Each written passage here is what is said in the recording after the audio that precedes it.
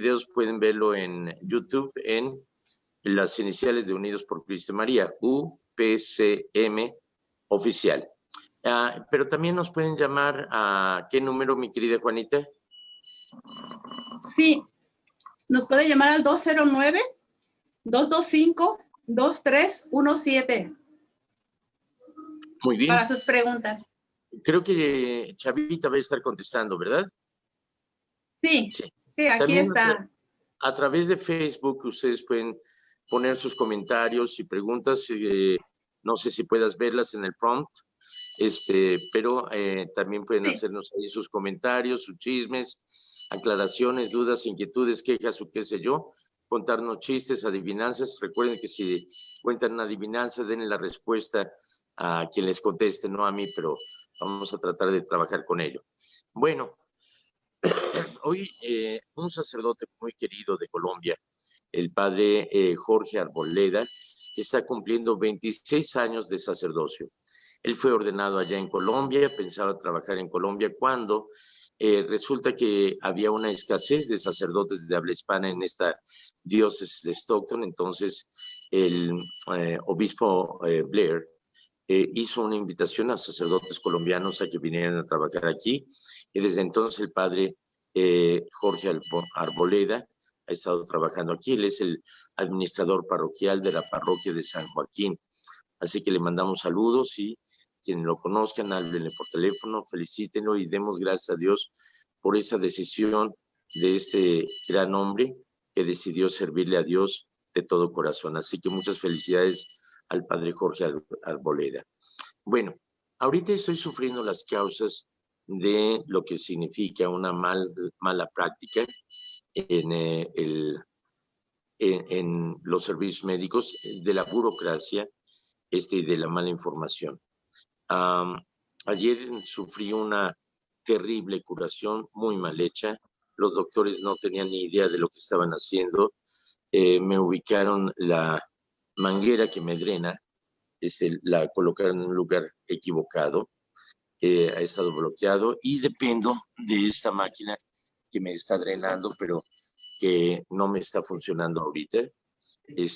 Y resulta que han hecho bueno, además de ser muy doloroso, han hecho un pésimo trabajo. Por otra parte, habían dicho que iba a tener unas enfermeras que me iban a visitar jueves y viernes, y mi asistente llamó y resulta que no, que ni siquiera tenían información alguna para atenderme. Así que es una gran negligencia, es una tremenda burocracia. Nada que ver ese servicio aquí en mi pueblo de Mammoth Lakes con el excelente servicio que me dieron en el hospital en Reno. Así que les recomiendo que si se van a enfermar, no se enfermen cuando vengan a visitarme aquí en Mammoth Lakes, porque los tratan muy mal. ¿Ok? Bueno, ya después de haberme quejado y decir, ouch, ahora sí estoy listo para escuchar sus comentarios, chismes, aclaraciones, dudas, inquietudes, quejas o qué sé yo. Mi querida Juanita, ¿hay algún mensaje hasta ahorita? ¿Alguna pregunta, chisme? Ahorita lo que tenemos es solamente una pregunta. Pregúntame. Antes que todo, padre, pues le damos gracias a Dios porque lo tenemos nuevamente y que seguimos en oración para que el Señor lo siga sanando. Ya no me tendrían, porque esta enfermedad que tengo, esta bacteria come carne, es mortal. O sea, me hubiera tardado un poquito más y ya no lo estaría contando. A lo mejor estaría transmitiendo desde el cielo porque no pienso ir al infierno.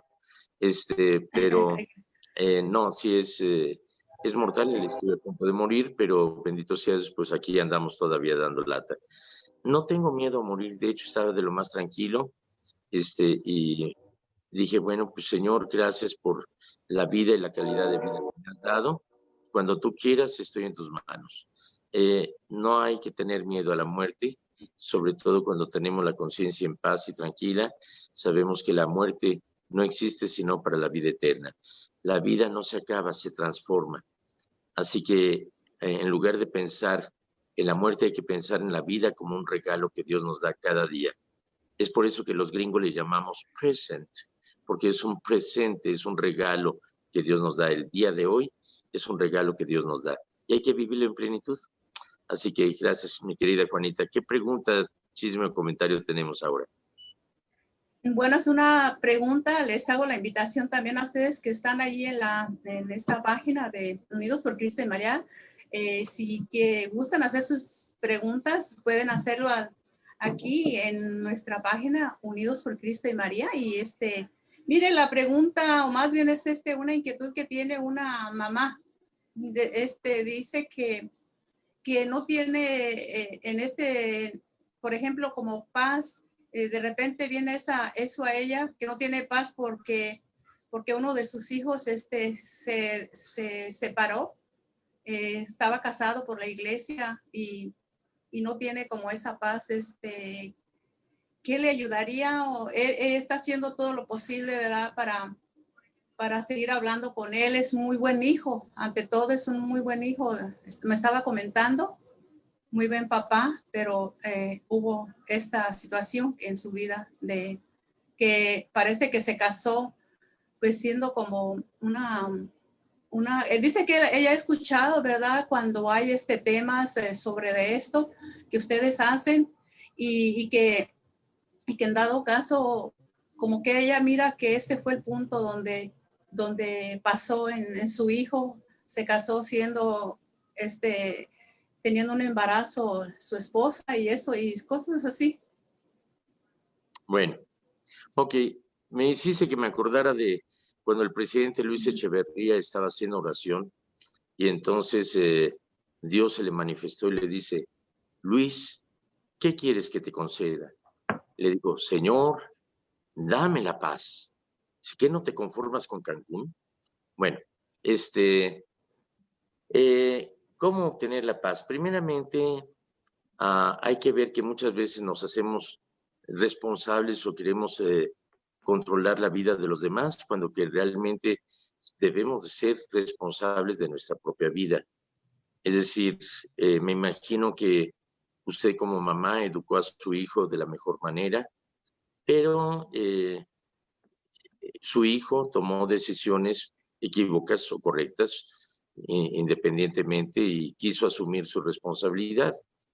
Se trata más bien de que lo que haga su hijo, puede usted ayudarlo, amarlo, quererlo, aunque no esté de acuerdo con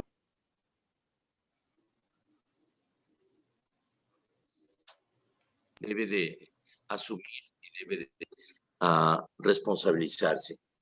Es decir, solamente usted debe de tomar las decisiones que sean convenientes, pero la vida de su hijo él la tiene que resolver como adulto, como persona responsable.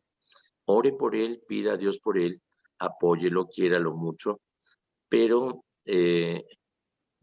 sea usted responsable de su propia vida. Se trata de que en lugar de preocuparse, hay que ocuparse. Eso es lo importante. Así que, ¿qué es lo que sucede con su hijo? Bueno, se dice que hormona mata neurona. Es decir, que muchas veces mandan más las hormonas que nos ponen medio calenturientos que las neuronas que nos llevan a pensar con razón. Y entonces, muchas veces puede más la hormona que la neurona. Y a lo mejor, en alguna situación, no vamos a pensar, tuvo relaciones con una chica muy linda, tuvo sexo, y como resultado de esto, vino un embarazo no deseado. Es decir, es por eso que la sexualidad es tan importante que hay que tener responsabilidad en ello. Volvemos a decir, no nos importa que el aborto sea legal. Lo importante es educar a los hijos para que lleven una sexualidad sana y comprometida. Es decir, que el sexo no es solamente una búsqueda de placer, tiene una finalidad de comunicar la vida, comunicar y expresar el amor. Es como el comer. ¿Comemos por necesidad o comemos por placer? Realmente comemos porque tenemos una necesidad de alimentarnos. Pero además, qué rico que al comer nos causa un placer. Entonces, no es el placer por el placer. Más bien, el amor, la comunicación llevará precisamente a ese placer, pero es muy diferente la búsqueda del placer a la búsqueda de la felicidad. Fíjense que el placer es momentáneo y crea vicios. El placer no es la felicidad. Puedes sentir una satisfacción o un placer en ir a jugar a las cartas o al póker o a las maquinitas en un casino, y es la emoción, la adrenalina. Pero si eso te crea vicio y te busca el estar buscando el ganar, el ganar, el ganar, en realidad te lleva a un vicio, a una adicción que es peligrosa.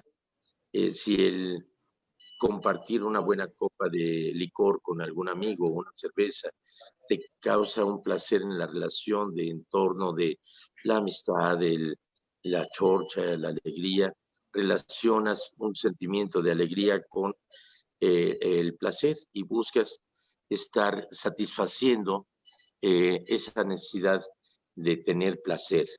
Y a fin de cuentas, lo único que te lleva es a buscar en mayor aumento la búsqueda de placer. Eso sucede con el alcohol, con las drogas, con todo.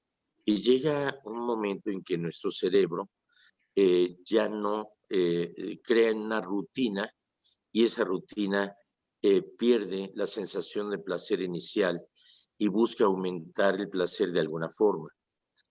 Por eso no se trata de buscar el placer por el placer, se trata de buscar la alegría que es más permanente, la alegría que se concede, que, se, que es manifestación de la felicidad.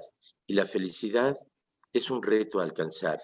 La felicidad se logra en los momentos de perfección. Si recuerdas los momentos más felices de tu vida, son cuando ha habido un estado de perfección en tu vida, ya sea porque estás con toda tu familia, a la que quieres mucho, porque estás con la persona amada, porque has logrado un éxito en la escuela, porque has logrado un éxito deportivo, te lleva a tener una sensación de perfección. Es decir, la felicidad se da cuando hay una perfección de ánimo, de estado de ánimo, de paz en tu corazón, y eso te lleva a esa felicidad. Bueno, entonces volvemos a decir, en el caso de este muchacho a lo mejor eh, buscó el placer, pero no le causó la felicidad. Resulta que viene un embarazo y tradicionalmente pues soy machín, soy hombre, voy a responder, y se casó con alguien que a lo mejor no era la mujer ideal para su vivir. A lo mejor era una mujer ideal para darle placer, pero no para ser su compañera en la vida. O a lo mejor él no estaba capacitado para darle la felicidad que esta mujer necesitaba. Y entonces se hicieron una relación forzada, pero no basada en el amor, sino en la responsabilidad. No tuvieron tiempo para conocerse, porque es lo que se recomienda, que primeramente haya un tiempo de noviazgo en el cual se conozcan mutuamente, que al casarse no tengan hijos inmediatamente, sino que esperen unos 2 o 3 añitos antes de encargar a su primer bebé, que primero ustedes se ubiquen como pareja, haya entendimiento, haya conocimiento del uno y del otro, que se integren, porque es muy diferente el tener un noviazgo de manita sudada y ojo vidrioso, y que se pelean, se van cada quien a su casa, y al rato ya están hablando por teléfono, y cuando se ven con mucha alegría. Pero el hecho de compartir costumbres de que deja la ropa tirada por toda la casa y el otro o la otra se dedica a recoger y a guardar todo en orden, que apriete la pasta de dientes por en medio y el otro de atrás para adelante, son situaciones que hay que lidiar, que hay que compartir, que hay que entender mutuamente. Entonces se trata de conocerse, de compaginarse y demás. Y entonces ya, cuando están bien compaginados, cuando han disfrutado su noviazgo matrimonial, cuando no tienen pendientes de traer la pañalera o con quién encargamos al niño, y se van a bailar, se van a pasear y todo, qué bonito, porque es parte de su integración. Entonces ya inviten a los bebés a venir. Ahora, en esta relación a lo mejor pues hubo voluntad o hubo deseo de quererse, y obviamente puede ser un excelente padre de familia, pero ese matrimonio no funcionó porque desde el principio no tenía las bases para buscar el compartir una vida juntos para toda la vida. Entonces, por eso es importante que haya ese conocimiento. Ahora, qué bueno, si no funcionó ese matrimonio, que se hayan separado. Y a lo mejor puede haber elementos que manifiesten que no hubo una voluntad seria de contraer matrimonio por la iglesia, sino el cumplir solamente con ese embarazo. Y a lo mejor eso puede ser causa de nulidad. Es decir, que desde el principio nunca hubo un verdadero matrimonio y que puede declararse nulo desde su origen. Y que este hombre y aquella chica a lo mejor pueden estar en verdadera libertad para contraer un verdadero matrimonio con la persona más adecuada. Pero ahora, con mucha prudencia. Como dice el dicho, el que a la primera se quema, a la segunda le sopla. Y a lo mejor su destino como padre soltero puede ser una forma ejemplar hacia su hijo, hacia su hija, hacia sus niños.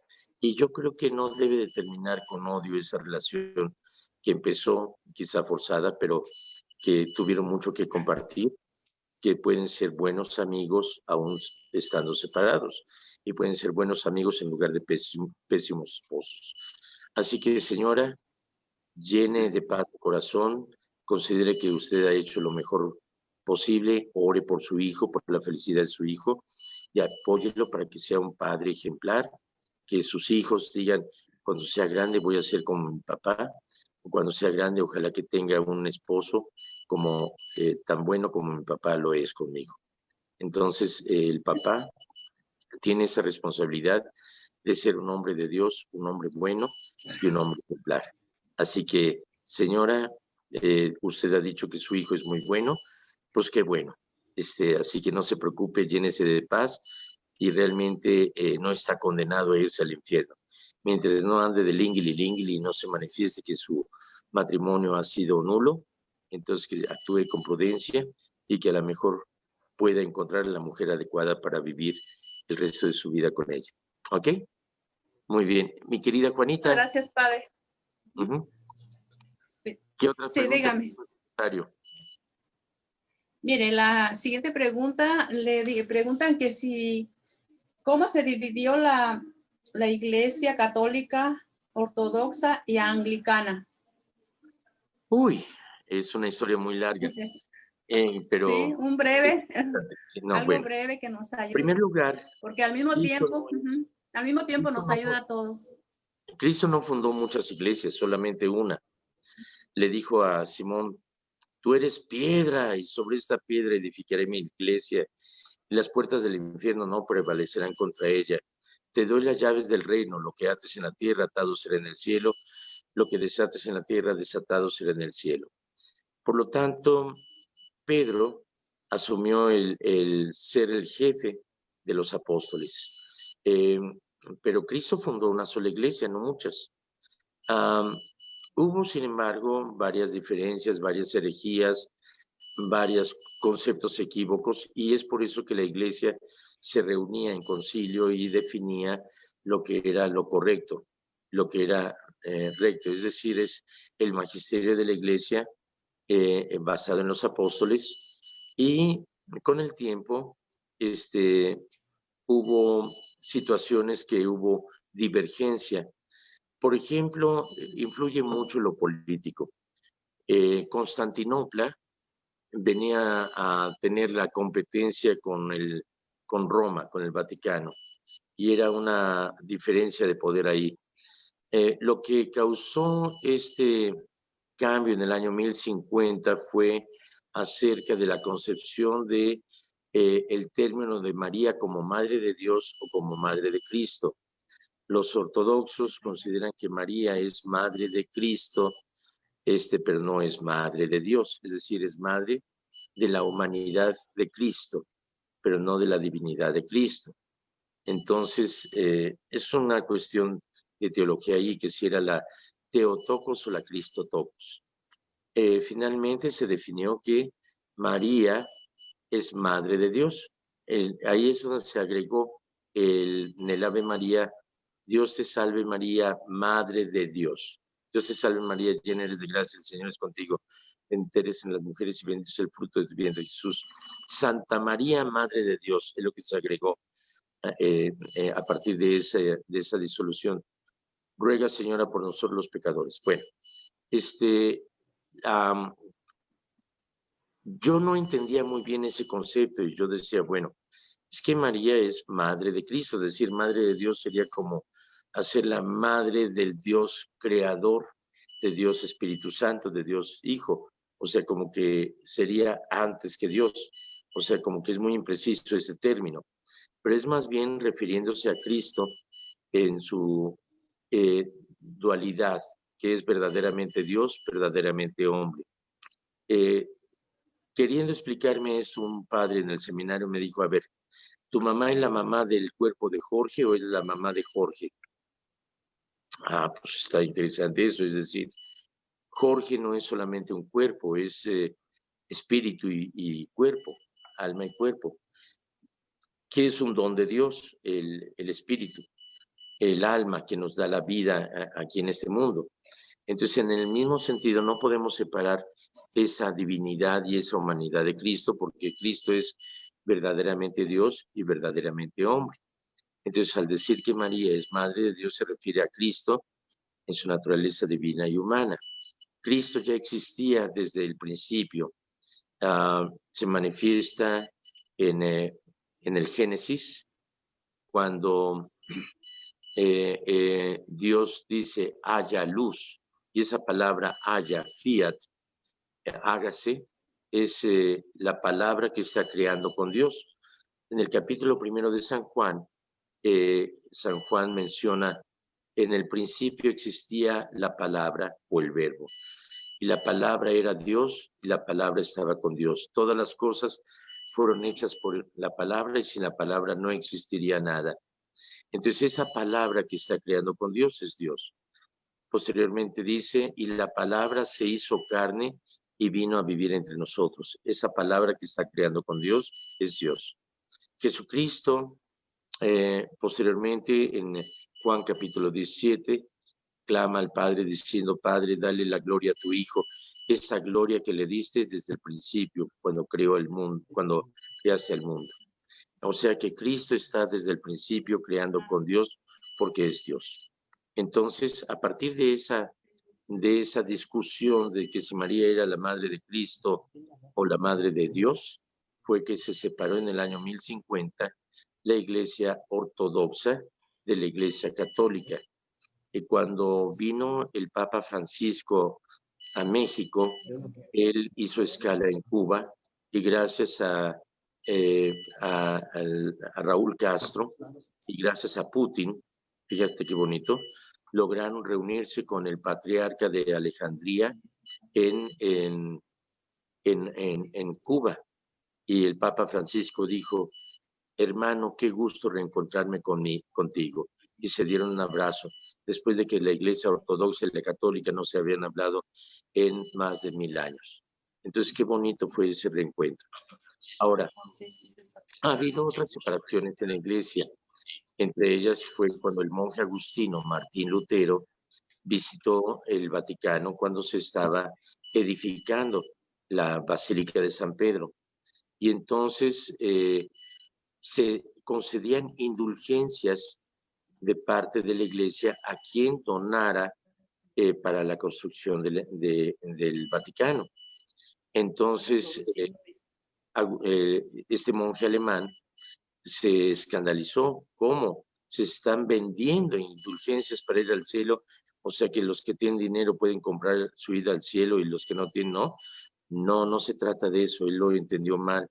Las indulgencias es un don que la Iglesia concede, que se pueden ganar indulgencias, como hoy en día los que están enfermos de coronavirus, o los doctores o enfermeras o personas que atienden a quienes están enfermos, ganan indulgencias cuando se confiesan, cuando ofrecen sus sufrimientos, cuando rezan el credo, cuando tienen esa intención de recibir indulgencias y no tienen que pagar un solo centavo.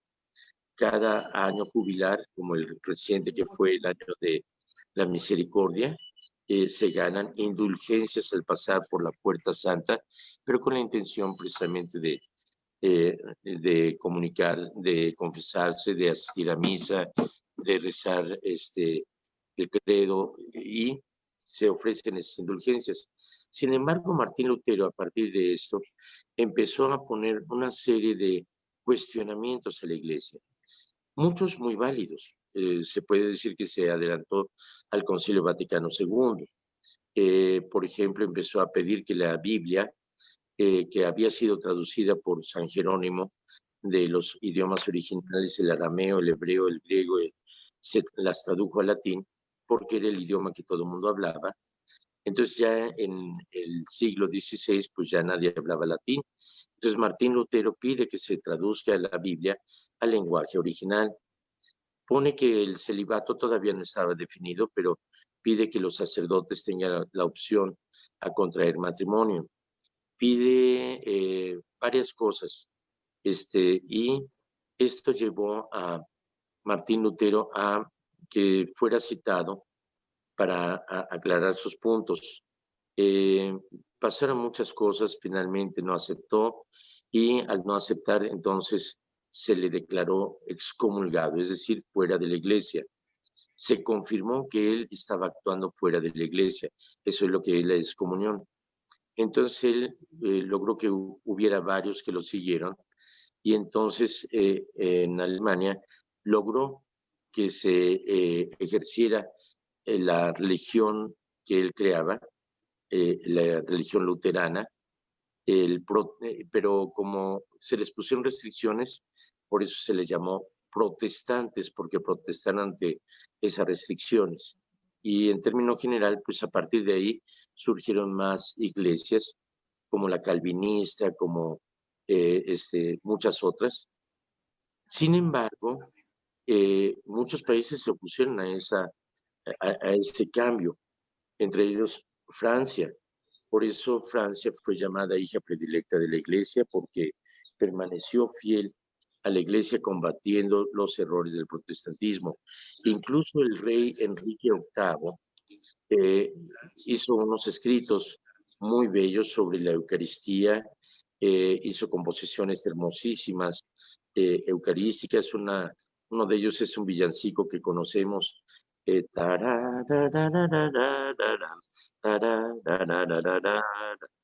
Ese es un romancero de Enrique VIII, era un hombre muy talentoso.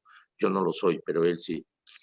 Sin embargo, como se le negó la anulación matrimonial de Ana Bolena, entonces el cardenal de Canterbury le sugirió que le dijera al Papa que él podía ser rey de la Iglesia de Inglaterra y que el Papa fuera el rey de toda la Iglesia del mundo, pero que cada rey fuera el rey de la Iglesia local.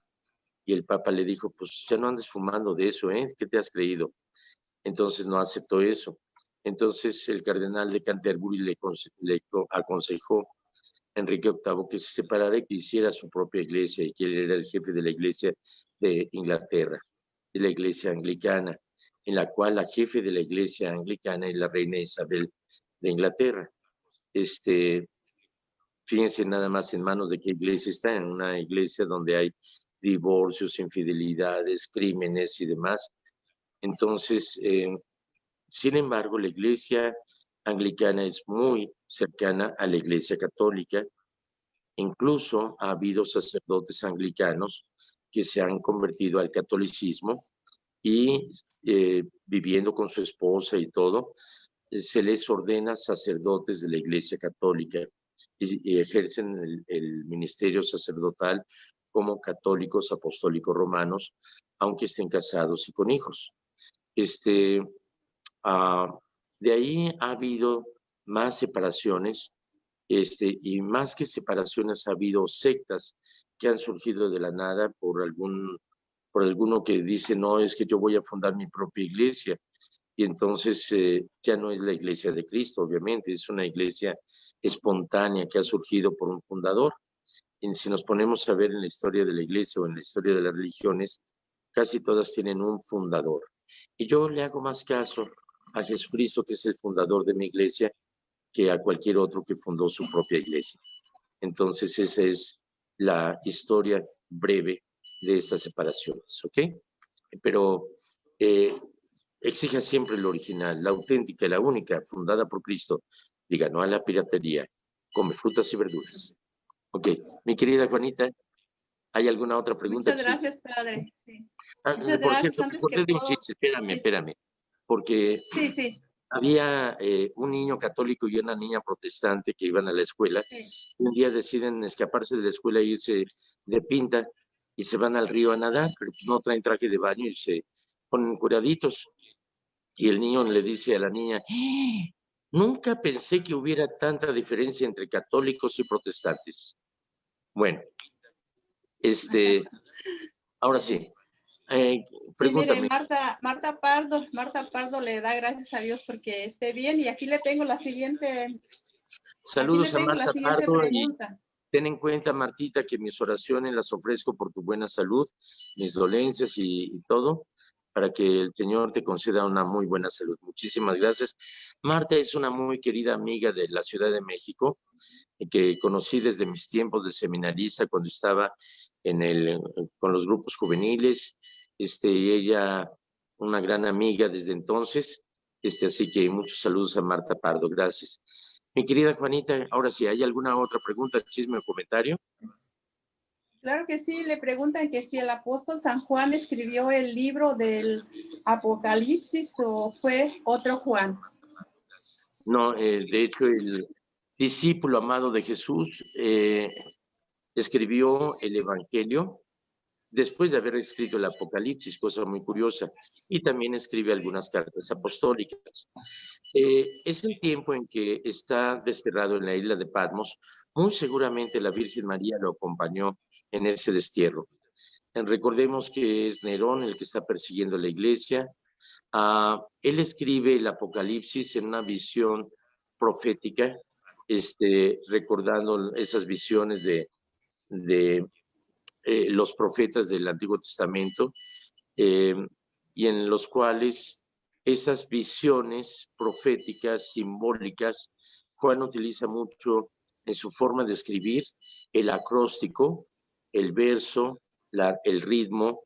Por ejemplo, el Padre Nuestro es, en hebreo es Avinu Beroshaman Mejalte Benu Malkuteja Kasher Haya, pero es puesto con la primera letra empieza una palabra, y hace un ritmo que es fácil de ubicar.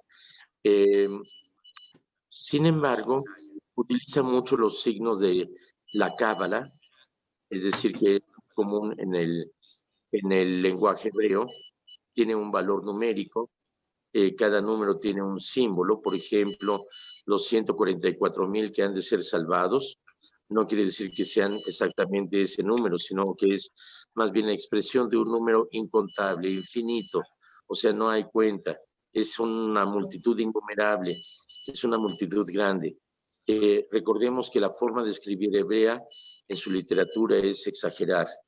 Por ejemplo, el hecho de que Matusalén haya vivido 960 y tantos años no quiere decir que haya vivido esa edad, sino que es el manifestar que con la cercanía a Dios la vida es grande, que a medida en que el ser humano se separa de Dios, los años se vuelven más cortos.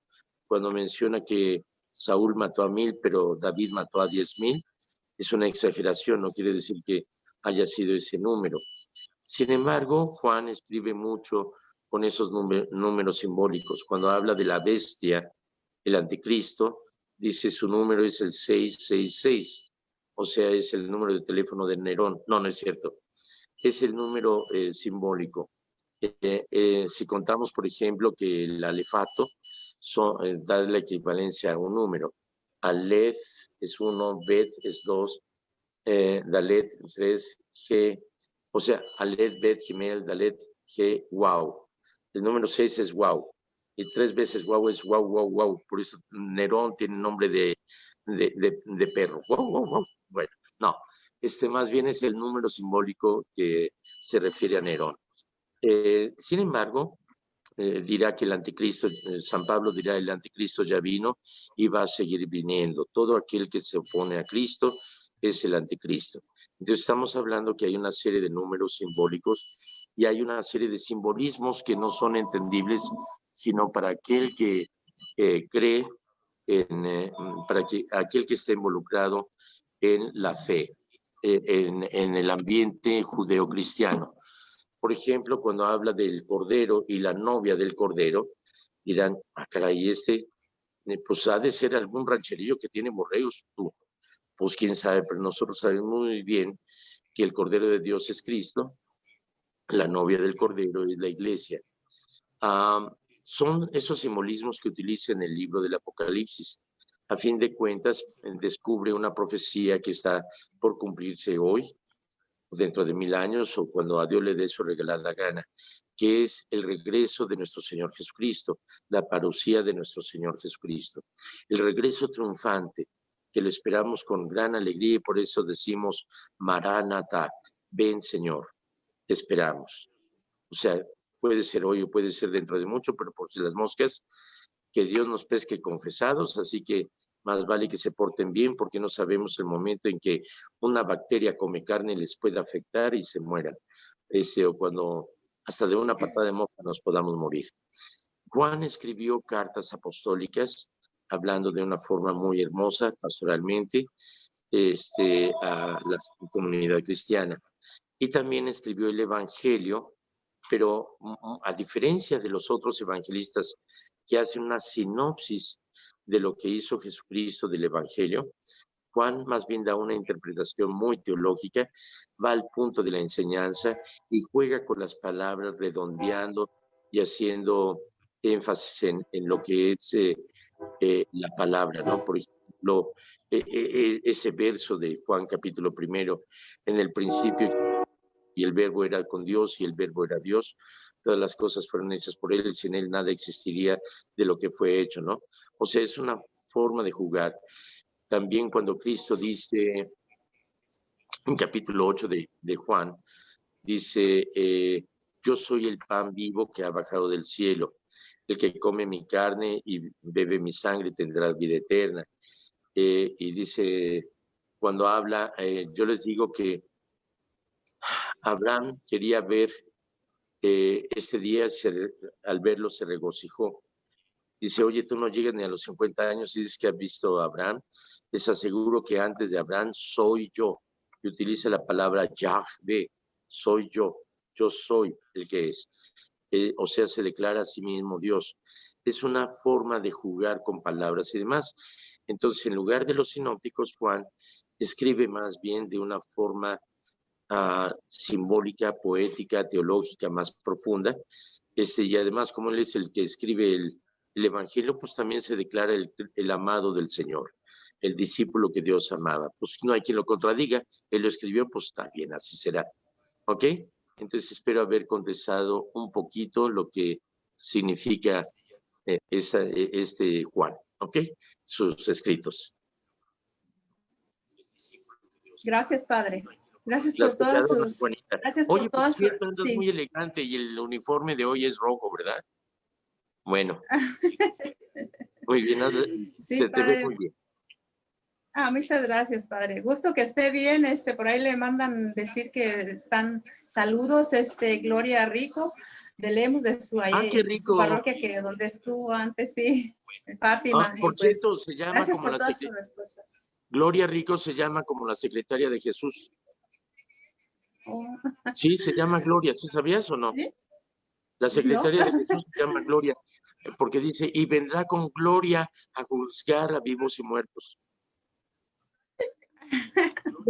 Como el cuate que quería que bautizara a su niño con el nombre de Ignacio. Le digo, es Ignacio. Sí. No, padre, es Ignacio. Es Ignacio. No, no es Ignacio, es Ignacio. A ver, ¿de dónde sacaste ese nombre? Ignacio. Pues del credo. ¿Cómo? Dice, Ignacio de Santa María la Virgen. Así que mi hijo se va a llamar Ignacio. Ignacio, está bueno. Como el Maciosare, ¿no? Como quiera lo entendió. ¿De dónde sacas ese nombre de Maciosare? Pues del himno nacional. ¿Cómo? Maciosare. ¿Quién es Maciosare? Pues Maciosare, un extraño enemigo. Maciosare, extraño enemigo. Bueno, ya. Ok, ahora sí. Mi querida Juanita, ¿hay alguna otra pregunta? ¿Tienes mi comentario? No, es todo lo que es en preguntas hoy, Padre. Pues sería todo ya lo que usted quiera añadir. Pues voy a añadir que ahorita voy a seguir peleándome con los doctores para que me atiendan bien y que no hagan tarugadas. Pero miren, una cosa muy importante. Lo que hagas, hazlo con amor y hazlo con responsabilidad. Ten en cuenta que una decisión tuya puede causar un daño permanente a mucha gente. Es decir, si tú educas a tus hijos para ser obedientes, pues vas a crear borreguitos. Te van a obedecer, pero no van a saber tomar decisiones. Enseña a tus hijos a que tomen decisiones correctas y que se hagan responsables por las decisiones que toman. Si toman una decisión correcta, van a obtener buenos frutos. Si toman una decisión incorrecta, van a pagar las consecuencias. Enséñalos y acompáñalos para que tomen las decisiones correctas. Eso es muy importante, pero también en lo que te ubiques, en lo que tú hagas, en lo que tú trabajes. Me recuerda a alguien que ya quería jubilarse de albañil, ya se quería retirar y había trabajado muchos años para un contratista. El contratista le dijo, oye, pues ya sé que te quieres jubilar, ya sé que te quieres retirar, pero mira, no seas malo. Hazme una última casa, ¿no? No, que ya me quiero ir. No, no, hazme una última casa. Y bien enojado ese cuate aceptó hacer la casa, pero la hizo al ahí se va, le puso la varilla equivocada, no le importó amacizar los ladrillos y la construcción y demás, ahí le hizo al ahí se va. Y el contratista confiaba completamente en él. Entonces ya cuando entregó el producto lo más rápido posible, porque ya le urgía terminar e irse, dice, bueno, has trabajado conmigo tanto tiempo y yo quise compensarte regalándote esta casa que construiste, es tuya. ¿Te das cuenta? O sea que las cosas que haces al ahí se va, repercuten en contra tuya. Entonces lo que hagas, lo poquito que hagas o lo mucho que hagas, hazlo con todo tu amor, con toda tu entrega, porque va a beneficiar a los demás. Aquí he notado, por ejemplo, la entrega y el amor de mis enfermeros allá en el Hospital de Reno y he visto la malpráctica de la ineficiencia de los doctores aquí en el Hospital de Mammoth, que en lugar de ser humildes y preguntar o recurrir a quien sí sabe, porque mi doctor estaba dispuesto a orientarlos, no quisieron, no le llamaron por teléfono, hicieron una porquería de curación muy dolorosa, muy, muy difícil, que todavía estoy lidiando con ella, pero lo hacen al aventón. Le pregunté al doctor, oye, ¿y cómo fue que viniste a dar a este hospital de Mammoth Lakes? ¿Por qué decidiste? Ah, pues porque me gusta mucho esquiar y aquí es la posibilidad de esquiar. O sea que lo hiciste para vivir como rico en un lugar donde te pagan y te vas a esquiar a darle gusto, pero realmente el importarte tus enfermos, no le dije esto, pero estoy pensando que realmente este doctor se hizo por el dinero que iba a ganar y no por una vocación de servicio. Entonces, lo que hagamos, por favor, si tú no estás contento en tu trabajo, búscate un trabajo donde lo hagas con alegría y con amor. Porque si estás cocinando y no lo haces con amor, eh, vas a ver feo la comida. Si lo que haces lo haces por obligación y no por amor, no vas a ser de lo mejor. Lo que hagas, hazlo porque Dios te ha dado el privilegio de servir, porque trabajar es un privilegio y haz lo mejor que puedas en favor de los demás. ¿Ok? Así que esa es mi recomendación. Mi querida Juanita, ¿no hay algo más? No, padre, es todo lo que tenemos por hoy. Pues muchísimas gracias por toda su paciencia. Desdichadamente tenemos el reloj aquí que nos alcanza y tenemos aquí No, y yo enseguida también otros tengo que sacerdotes. pelearme ahorita con doctores, enfermeras y demás. Ok, que Dios Cuídese Todopoderoso les mucho. acompañe, les colme de gracia y de bendición. En nombre del Padre, del Hijo y del Espíritu Santo. Amén. Dios mediante, si es que no me he muerto, nos veremos mañana. Y si ya me morí, no nos vemos. ¿Ok? Chao, que les vaya Allá en el bien. cielo. Cuídese, Gracias. padre. Gracias. Dios mediante, si es que no me he muerto, nos veremos mañana. Y si ya me morí, no nos vemos. ¿Ok? Chao, les vaya.